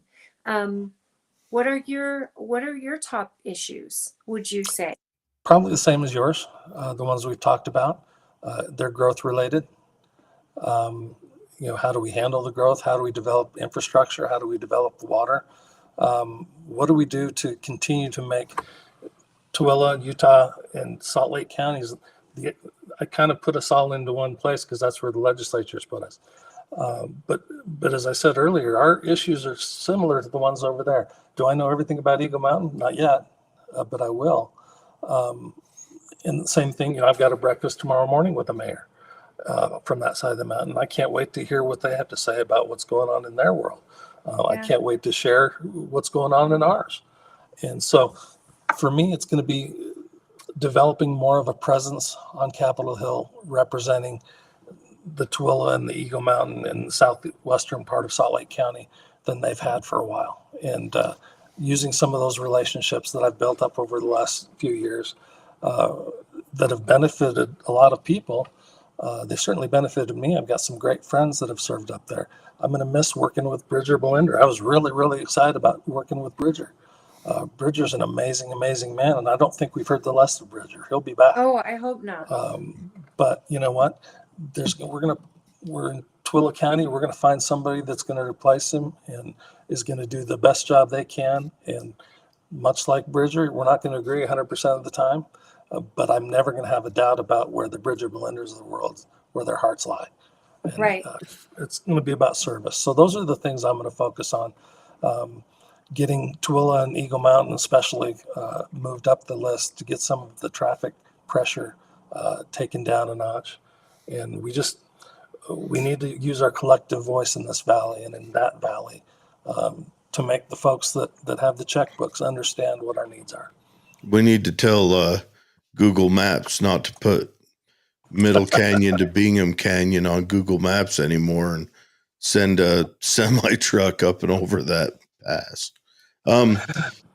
Did you see that happened? I was in the canyon one day when that happened. Oh, could you imagine those last two switchbacks? You can't negotiate that with the semi. Most of us can't negotiate with our SUV. Yeah. So we've got the inland port coming in, right? Mm-hmm. I'm excited about it. I work in manufacturing out here in the county, and I'm excited to see the wage pressure that it'll cause, because it's going to open up a lot more wages. We might actually see a real manufacturing wage increase out here in the county because of it. But have you heard any word on expected new businesses? I know we've got that J Bill and that other warehousing company there, but do we have any word on what else is coming in? I don't have anything that I can necessarily share there, and I don't have any super intel on that project. I think the people who are putting it together are doing a great job, and I echo what you said. I think That's exactly the kind of job structure that we need in Tooele County. They're already doing a little bit in Eagle Mountain with some of the things that they've got going over there. But what we're seeing there is we've got some natural benefits in that part of the county that not everybody has. Proximity to I-80 is a big deal. The rail. That rail spur is a big deal. That's huge. And a workforce that 70% of us are driving over the mountain every day. All of a sudden, you don't have to. That just increased my wages because I don't have to spend, $40 a week on gas. Yeah.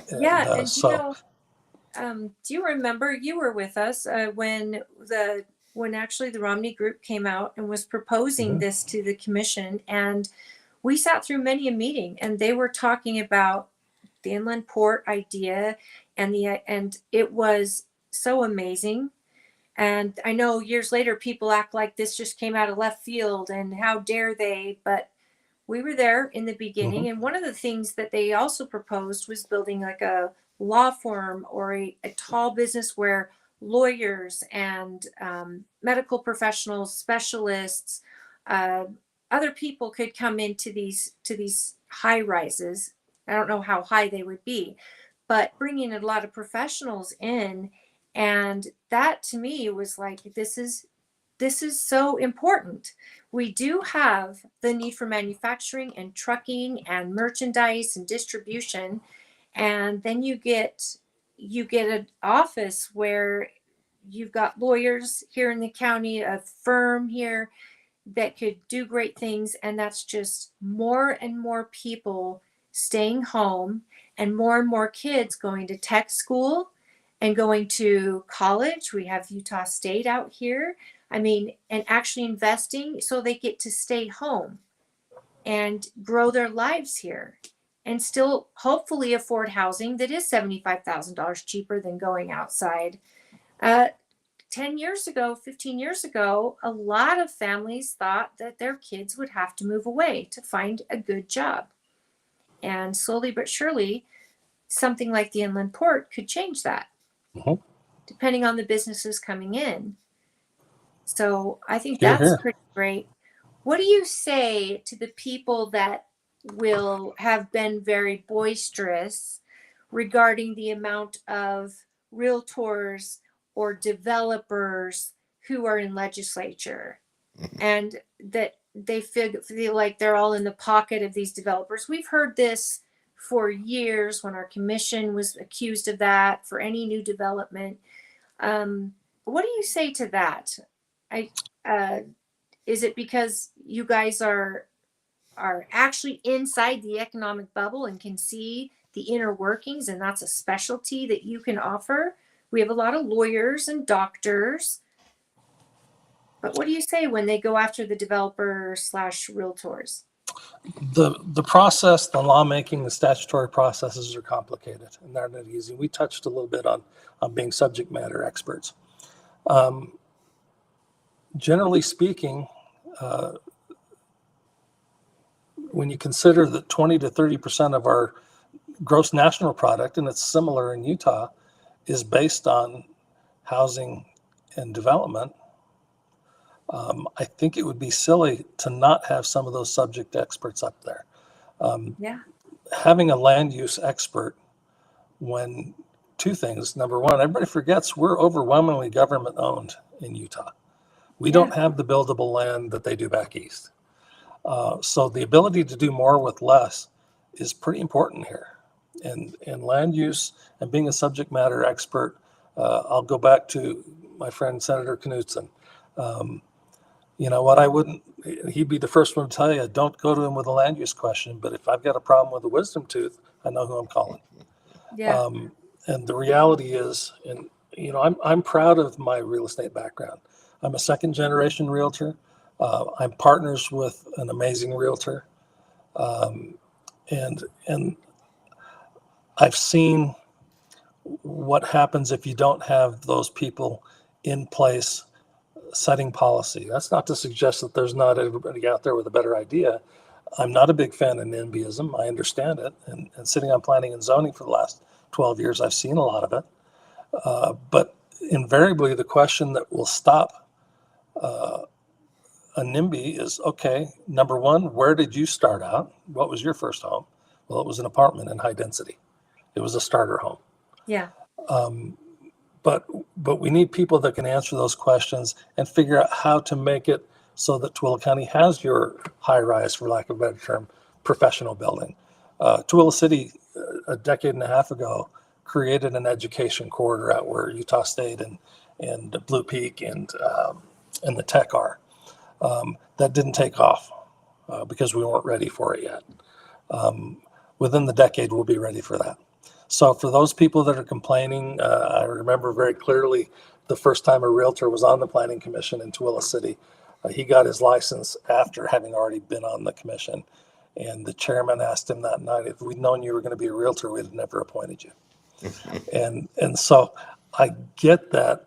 But if you take a little longer view, I feel like my skill set lends itself to some of the problems that are cropping up, certainly in our Senate district. I've been trying to get people elected to various offices for 20 years in Tooele County. And I've also been begging our elected leaders to be civil one to another. I can't very well sit back and not participate in that process because I do think I have something to offer, both professionally from a land use standpoint, as well as from a communication standpoint and the ability to work together. Because again, in real estate, you have to create win-wins. You've got to have happy buyers, happy sellers. Yeah. Negotiation is what we do for a living. And as far as being in the pockets of developers, I don't know where those pockets are. Yeah. I wish I knew where they were, because I would like to go see some of that. But the reality is, I've got some friends that are developers. I've got friends that are realtors. I've got friends that are orthodontists. And the reality is, it's a relationship world, and I believe my skill set lends itself to building those relationships and then using my land use background to help us get us where we need to go to deal with these growth issues. And these your experience is literally exactly what might be needed right now for where we are in Utah. I hope so. We do have a housing shortage or crisis. Again, folks, we need to think about your children need to grow up and move into something. Your parents may need to downsize and get into something. And bringing back these small starter homes for families, the 3-bedroom, 1 bathroom or 2 bathroom. I mean, we all grew up in those homes. And I mean, they're an important part of the stage of adulthood. And you don't want to be, just like student loans, you don't want to be so crippled in debt in your first home that there's no chance of a second or growing, or a family that you're growing. It's tough. And now you sold my mother her home. I did. And she absolutely loves it still. And you would sell it for her if she was ever ready to move. And I think that building relationships, especially in any sales job, you don't just sell them a home, you're selling them peace of mind, and you're getting them the best deal. And if they're for either side, you're trying to take care of them. But return customers is the testament to how you worked their deal and how great they felt and the product that they got. I think that the art of being a salesperson of any way is so important, I think, in politics, because you have to sell an idea, but not just, hey, I've got this great idea. You've got to sell the back end solution, which is, how are you going to pay for it? And where is this going to come from? And who's going to hurt? How do we avoid that hurt the best we can? And always going in, you've always been a solution-minded person as long as I've known you. Well, and I will continue to try and be that. Yeah, you've always like, well, tell me what your solution is. Let's, don't bring me problems, bring me solutions. That is the best outlook you can have, I think, in government, because we can all sit back and go, we'll just throw money at it.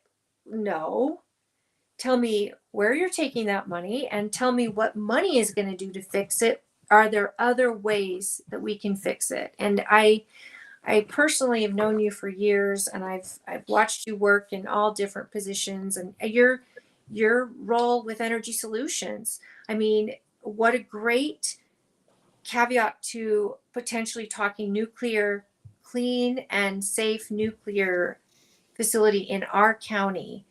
I mean, Energy Solutions is their top of their game as far as watching nuclear and anything else that could be toxic and handling it safely.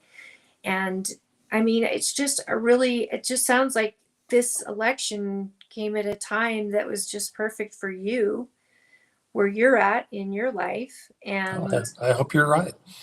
and I'm ready. Now, I have to be absolutely I was neutral. say you No. can't be ready to do anything. In You're a January, neutral third party. I am a neutral third party, but I would love it for Tooele County to have its own senator. Not its own, but to have a Tooele County resident as senator. And you and I talked about this so many times through 2 redistrictings where we were given that impression that it's going to finally happen. We were so close. Finally going to happen. And here we are again. But I'm excited for you to meet Christy Henshaw. She's very excited to meet you as well. Good. And Forward to it. you already know the Salt Lake County chair. Mhm. Yeah, he's a good guy. Yep. I think you've got fantastic people in Harriman and Eagle Mountain. Will it be Magna as well? A little bit of Magna, a little bit of West Valley, a little bit of West Jordan. Pretty much the West End. Your hobby is going to get really useful. I always laugh as we're dealing with the redistricting efforts in the courts over the congressional seats, and I don't know why they didn't look at the Senate seat. Really? But it is what it is, and there's good folks throughout this district, and I hope, Jared, to your earlier question, I hope when I'm done they remember that I wasn't just a Tooele guy, I wasn't just shilling for Tooele County, but that I represented everybody geographically, and that I wasn't just the senator for the Republicans, that I was the senator for the district. Jordan has a question, kind of on subject, but a little bit off subject. He's asking, how hard is it? He's heard it's hard running as a third party candidate. How hard is it to run as a Republican or Democrat? What's the difference between running third party versus one of the established parties? Well, I think you're going to find that out. We obviously have a brand new senator right now from a third party. And it'll be interesting to have that conversation, because I think there's an inherent advantage to being one of the 2 established parties. And obviously Utah historically has leaned more Republican than Democrat. So I'm hoping that stays in effect for at least one more term. And not, I say that a little tongue in cheek. The reality is, I think that historically the values that the Republican Party has espoused fits pretty well with the lion's share of the electorate in the state at every level. And I think anytime you have something new, in this particular case, a third party, you're starting from ground zero. And I think, I want to say there were 1,200 people voted in this last election last week. And I'm glad they did that. But, it was 1,200 that voted. That means there were a few thousand that did not. And was that election open to everyone in the district? It was open to everyone in the district, is my understanding, as far as voting was concerned. Where was the voting held? It was held online. It was kind of run like a preference poll. Okay, and, so it was held. It was open to everyone, but it was held by the forward party online. Correct. Everybody that was a registered voter could vote, but you did have to affiliate with their party in order to participate. They had 5 finalists. I'm not completely familiar with how they became finalists. I don't know if that was everybody that applied or if there was a group that selected those 5, but came down to the last 5, and they selected Emily as their winner out of Eagle Mountain.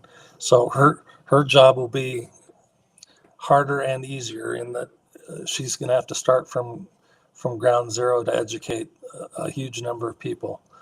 But my understanding is that she's going to be the highest profile elected official they have nationwide, just like Senator Thatcher was while he was there. And so I would expect that their national party will weigh in pretty heavily with resources. So she may have some advantages that she might not normally. She definitely will have a difficult campaign. Someone told me once that in the state capitol, a third party gets on essentially any commission they want, just so their party has representation, because the other two parties have so many more people there that it allows them, just so that they have, that party also gains representation in those commissions if they choose to get in there. I simply don't know. To my knowledge, certainly in my memory, we've not had a third party member serving in the House or the Senate. Thatcher, I don't recall getting any special treatment or. Well, Thatcher was in the third party for all of 7-8 weeks. 7 or 8 hours. It was very, very late in the session when he jumped in, and then it was over. But that's just what they're saying. It was a constitutional party candidate that I spoke to that told me about that. Another home builder. Uh-huh. And he told me because of an outside party, outside of both the nominal parties, it gives him an opportunity to get on any of those groups that he chooses to get onto, just so they have party representation. And I would like to see how that plays out. Well, and I think that do Forward Party do a caucus where they have their members, or a convention, or eventually if they grow, I assume they're going to need to decide who goes on the primary. It'll probably be an online thing. I mean, that's kind of their thing. They're trying to make some changes in how things are done, and the online, this process that they've used over the last month is a good way to look at some of the changes they're making. I tend to agree, if they're successful and grow bigger, that process may become unwieldy. I don't know. I haven't studied how they're doing things, but and I'm sure they are looking at the future with an eye towards being successful, and how do they handle their growth. Yeah.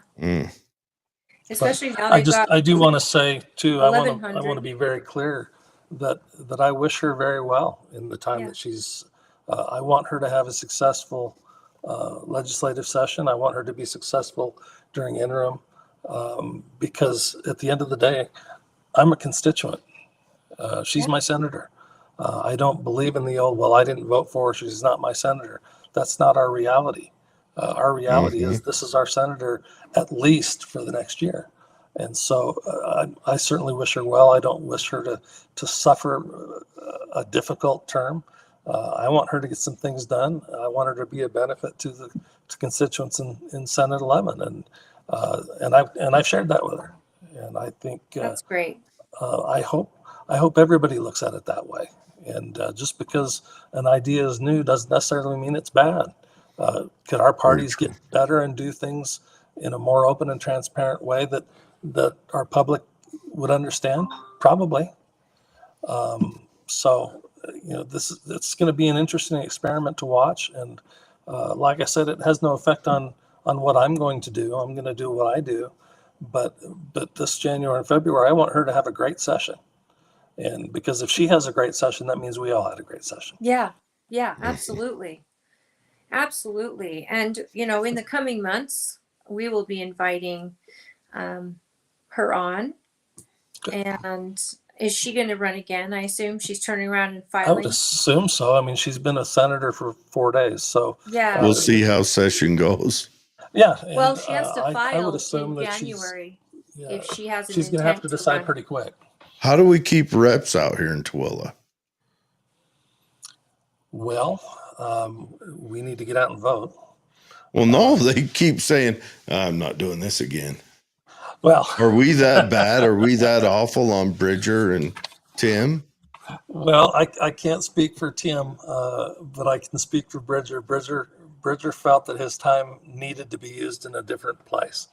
His priorities changed after the fact, and I know he thought long and hard before he made this decision. He and I had these conversations a couple of months ago. Bridger's a friend, and Oh, Bridger's a great guy and yeah, outstanding, honorable man. yep. As a And, representative, I don't think we could ask for better. And maybe Nope. that's why he's leaving, you know. well, like I said, I think he'll be back. All I right. think he's leaving on good terms. He's leaving for the right reasons. He will still be active in what goes on in this area, and you never know. I think we'll see him again soon. Well, I'm on happy for that him. note, with a seat opening up, Jared, what do you think what would you think if I ran for the seat? Great. Well, do you want to think about it first? He jumped right on that, didn't he? Yeah. It's been something that Michael and I have been thinking about and praying about. And so I just, Do it. surprise. It's something that I'm highly considering and just weighing options. And I love this community. I wish that Bridger was still there. I thought he was doing great and just climbing so quickly. And I know that he's made a choice that's best for him and his family, and I respect that highly. And I respect people who don't go into it like a career. And even Tim Jimenez, I don't think we'll see the last of him. He was a valuable resource when it came to, his actual profession. Environmentalism. An environmental engineer. And Mm-hmm. he provided a lot of context in a lot of the meetings they were having up there regarding that topic. And he was invaluable. So, I mean, the hope is to get good people running and people who want to do it for the right reasons. And I've been crazy enough to be a party chair and do it for nothing for 10 years. Yeah, now you can go and work 80 days straight for almost nothing. Yeah. Yep. You don't want to figure out what your hourly wage will be. That's one thing is getting a seat at the table and to be able to do something on behalf of my community and the communities of Juab and Millard. Like, we're a rural and we like to stay that way. I'd like to stay rural. I know a lot of my neighbors want to be still rural. And so with that in mind, just it's been weighing heavy on me. And we've only just heard the announcement, so it's still all brand new. But January filing deadline. You've got a couple of weeks to decide for sure. Yeah. Yes. Jordan had a couple more comments. He said, "There's a lot of nice houses in Utah. My oldest brother had to move to Florida because he couldn't find a house in Utah." And then he said, "You seem like an awesome candidate, Chris. You would have my vote." And then he's cheering you on, Holly. He says, "Go Holly, run." Well, thank you, Jordan. Yeah. And then Williams asked if I had a good birthday. I did. My birthday was fantastic. I love your shirt. Yes, I'm wearing the shirt. I worked on my birthday, but I think I've worked every birthday since I was an adult. I mean, I don't know. It seems normal to me. The older you get, the less of a birthday is anything other than just another day. It's another day. Big one. This was the 5-0. Well, it's another day where you know on you're going to gain a pound that night because someone's poking cake in your face. And if you're a glutton like me, you can't say no. Happy belated birthday. Thank you. And your whole family has birthdays in December, don't they? Pretty much. So you pretty much have cake on the table all month long. December's a wreck. Then Not the a My bad way boys, to be. yeah, my boy kicks it off, and then Katie's boys round it out. And then William also says that you look stunning tonight, Holly. Oh, thank you, William. That's so nice.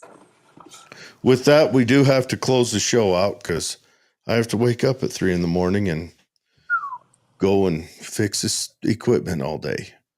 Well, But I'd like to say, Chris, do you have any final words or something if people want to get in touch with you or donate to your campaign or volunteer for your campaign? How would you like us to Well, do that? let me leave my voicemail or my email. It's chrisgroup1, the number 1, at gmail.com. We have not hit the filing period yet, so while I am organized and the website will hit the day that we announce, which will be day 1. So the ability to donate there will be it'll be more likely after that period when it's a little more above board. But we'll make those resources available to everybody because this is not going to be an inexpensive endeavor. So I will be back to you with all that when it's time. January 2nd is 2nd or 3rd through the 8th is the filing period. So I will be in the clerk's office first thing that first day with our amazing county clerk, Tracy Shaw. And Yeah. maybe look Holly forward, will be standing with you. if you like what I have to say, then give me some help. I'll use all I can get. Okay, and Thanks that's for having me on. Appreciate you both. and that's chrisgroup1 at gmail. Mm-hmm. There will be a Okay. dedicated campaign one when it's time. Can you put that in the show notes? I did. Excellent.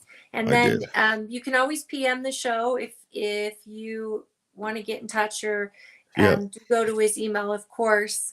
Candidates always need volunteers. They always need sounding board if you have ideas or something that's affecting you. And they also always need money. And it doesn't matter the amount. I mean, unless you're writing big fat checks, then I think there's rules. But the candidates always need you, the people, to help them get to that win. And I want to this hear is what a everybody person, has to say. and this is a man that I know will be the guy that'll have town halls. He will be filling you in after session. He believes in the caucus and the convention, but he also believes in the people that don't go to caucus and convention. He's a guy, he wants to serve everybody and has his whole life. As long as I've known you, you've been a man of service. You're very kind. I appreciate you. And it's true. And so is Berna. And you guys are just She's a pretty power awesome. couple. Just the best. And then you get into these squishy little lovey grandparents and and it's adorable to watch. And I hope that you'll give her our best. And I hope you'll come on the show again. Happy Once to. filings happened and we start getting into Lincoln Day dinner, will be on March 7th. Okay. So put that in your calendar. And then convention will be April 25th. Look forward to both of those. Now, please let Jared go to bed. Yes. All right. Thanks, Chris. Thank you, and Jordan, thank you. Thank you, William. Real quick Jordan. look. Did you see Facebook messages? Because I can't get in there. We didn't have any Facebook messages tonight. Oh, mother. High well, rating. she just visited. She didn't. My mom wanted to see you, Chris. So yeah. I believe she didn't leave a comment, and she's offered. So if you want her folding envelopes or putting signs up in her yard or whatever you need. I just sent her a Christmas card yesterday, so hopefully she'll be getting that soon. Oh, she'll love it. Good. All right, everyone. Well, I love you both. Yep, love you too. You guys have a good week. Let's all send prayers to the victims of those 2 sad massacres that we had this last week. They're Bondi Beach and Brown University. Horrible things. Let's try to get our country on track. We got to quit alienating young boys and getting them to. We got to figure this out, and we got to gather around them as a community. Amen. Can't keep pushing them out in the cold. Thanks again, Chris. Are we doing a show on Christmas Eve? Probably not on Christmas Eve, but I don't know. We'll chat about it. Let's plan on not, and then if we show up, we show up. Okay. All right. Well, thank you, everybody, for listening, and thank you, KMMU, and thank you, Chris. Yes, thank you, KMMU. And your mom said great show, so she did make a comment finally. All right. She's the best. Yes, she is. Good night, everybody. Have a good week. Have a Merry Christmas, everyone.